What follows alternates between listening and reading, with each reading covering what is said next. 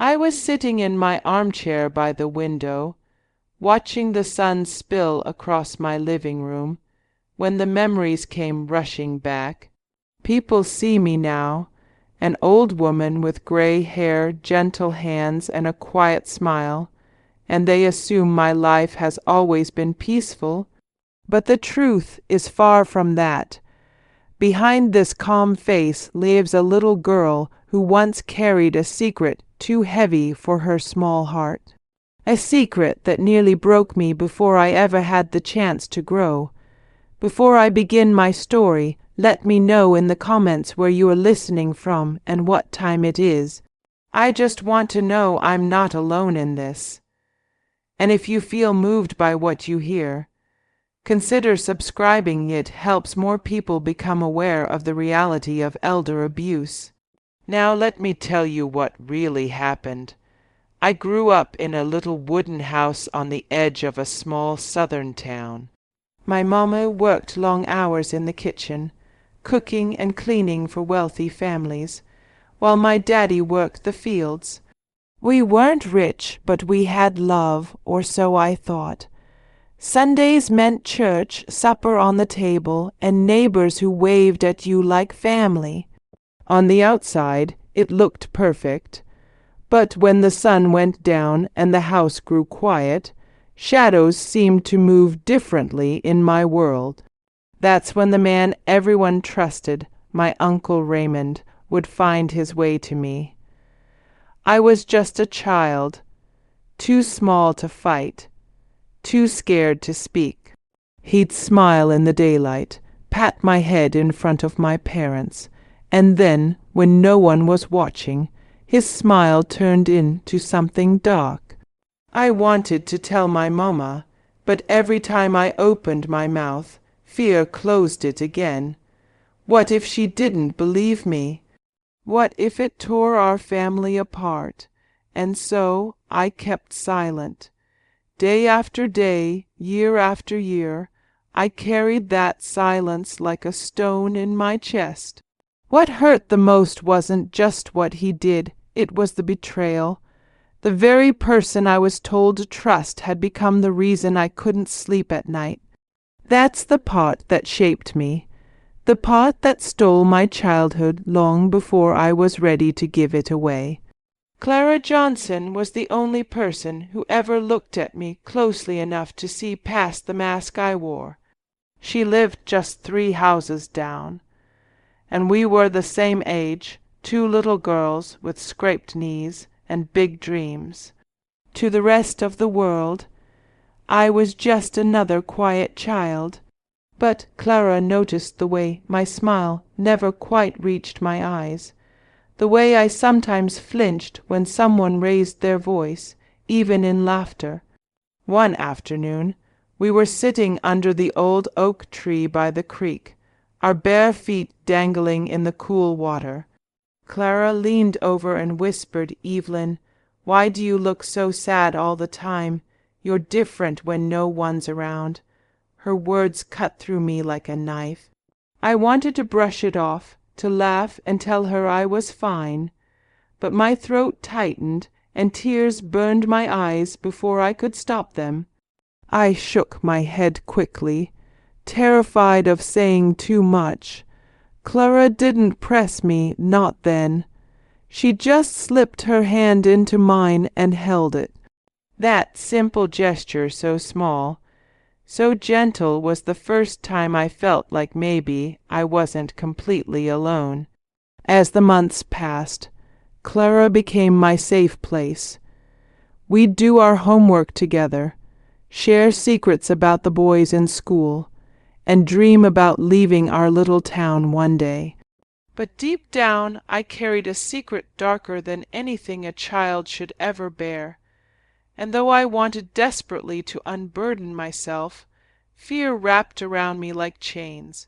Still, Clara's watchful eyes made it harder to keep everything hidden. She'd noticed the way I avoided being near Uncle Raymond when he came around. She'd noticed the way my laughter sounded forced. And one evening, after a church service where Uncle Raymond had stood proudly with the choir, Clara looked me straight in the eye and whispered, "Evelyn, something's wrong, isn't it?" I froze. My heart pounded in my chest so loud I thought everyone could hear it. That moment was the beginning of a choice I had never dared to make before. The choice to speak. It was a hot summer evening when the truth finally broke free from the prison I had kept it in. Clara and I were sitting on her porch, sipping sweet tea her mamma had made. The cicadas were singing loud in the trees, and the air felt heavy, almost pressing down on me. I remember staring at the sky, watching the stars begin to appear, when suddenly the weight of silence became too much to bear. Clara glanced at me, her eyes soft and patient, as if she already knew what I was about to say. "Evelyn," she whispered, "you don't have to keep pretending with me. I can see it. Whatever's hurting you, you can tell me."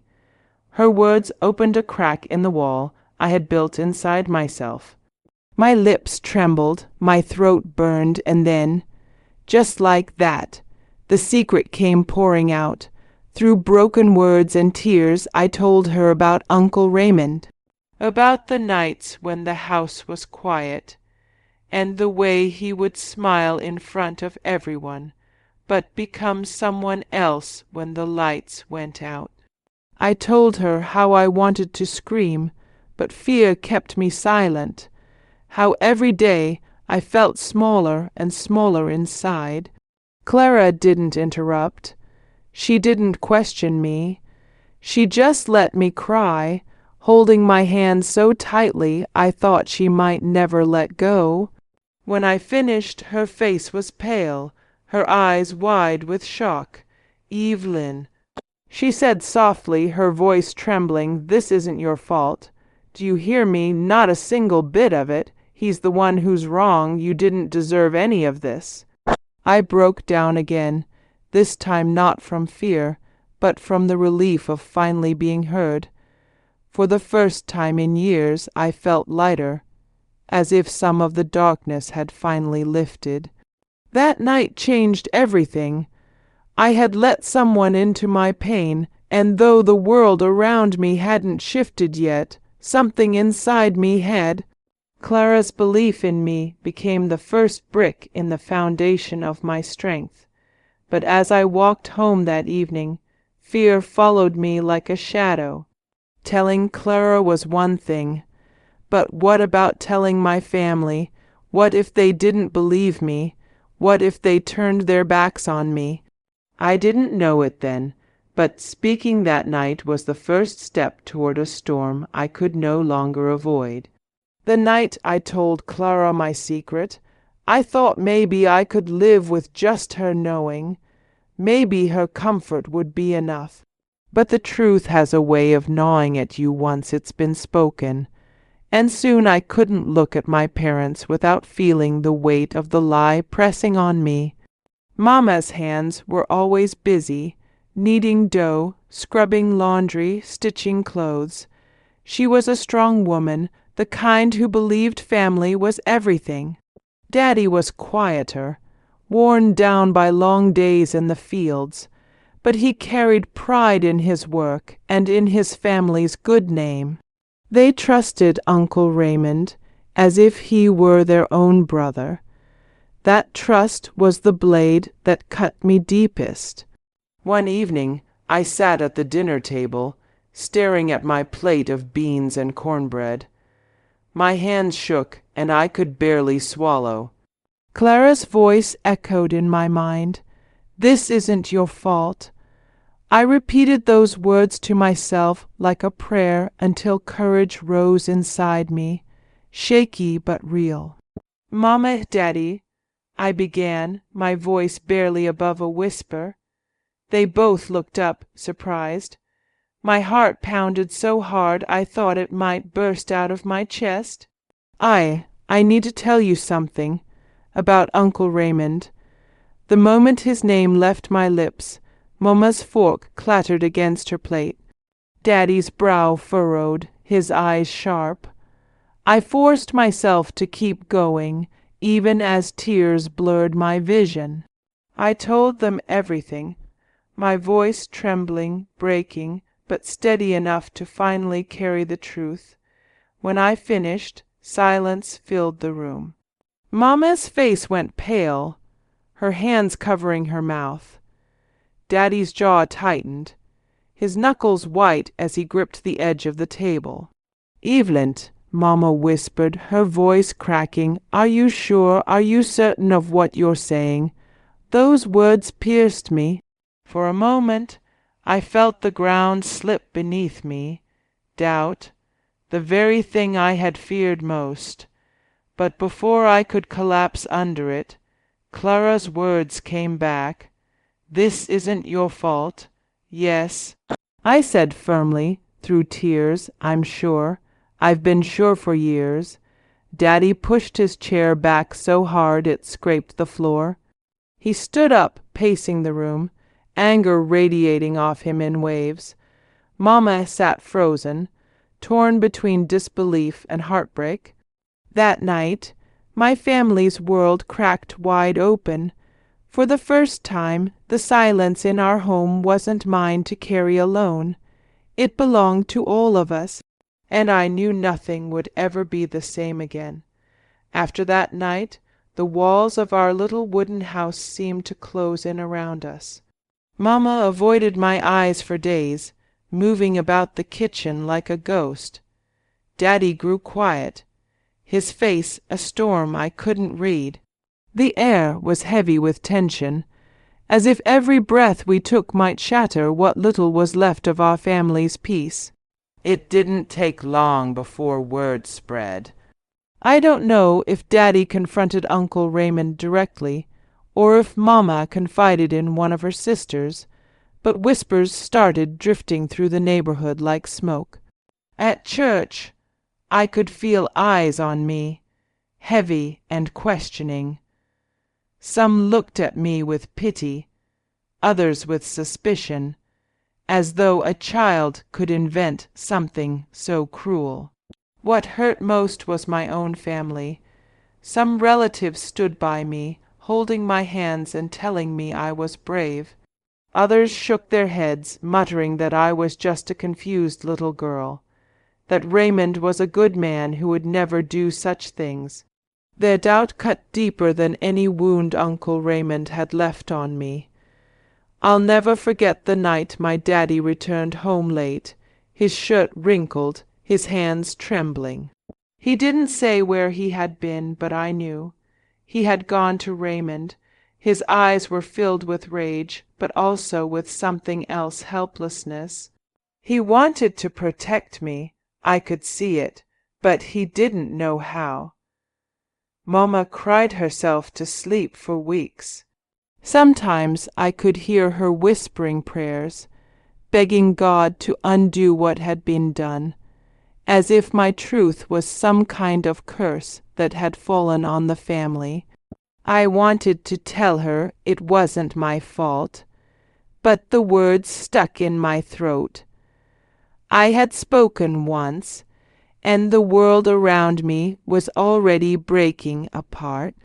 Uncle Raymond stopped coming around after that, but his absence didn't heal me.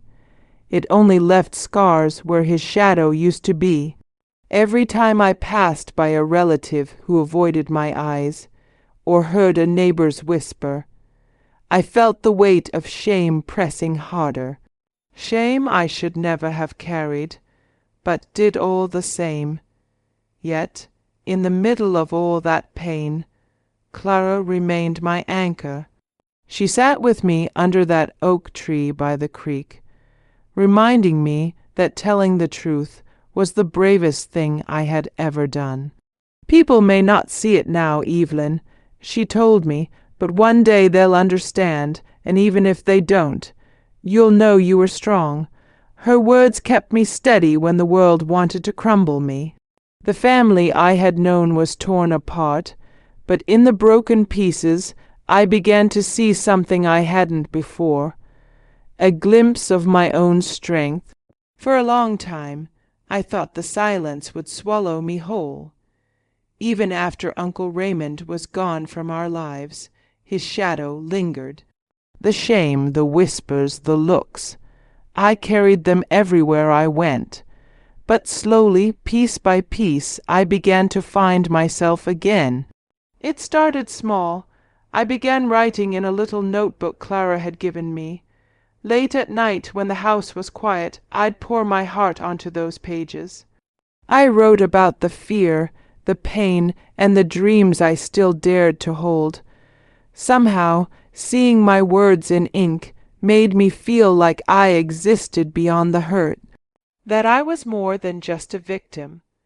Clara encouraged me, always reminding me that my voice mattered.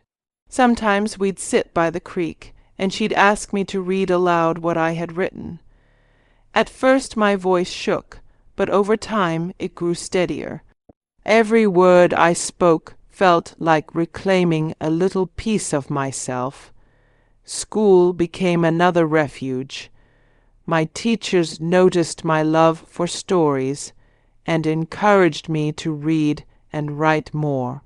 Books became my escape, whole worlds where girls like me could be heroes, where pain didn't define them, and where truth always found a way to shine.